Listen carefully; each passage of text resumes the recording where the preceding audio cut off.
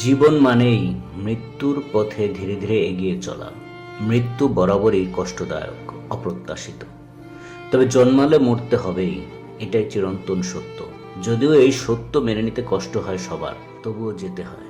চলে যায় মানুষ, রেখে যায় তার হাজারো স্মৃতি। জনপ্রিয় অভিনেতা অলিউল হক রুমি মারা যান চলতি বছরের 22 এপ্রিল। মৃত্যুর আগে শারীরিক অসুস্থতার কথা জানিয়ে সবার কাছে দোয়া চেয়েছিলেন এই অভিনেতা। ক্যান্সার জয় করে আগের মতো অভিনয়ে ফিরতে চেয়েছিলেন, কিন্তু শেষ পর্যন্ত ফেরা হয়নি তার। অভিনয়ে 3 দশকের বেশি সময় পার করেছেন এই অভিনেতা।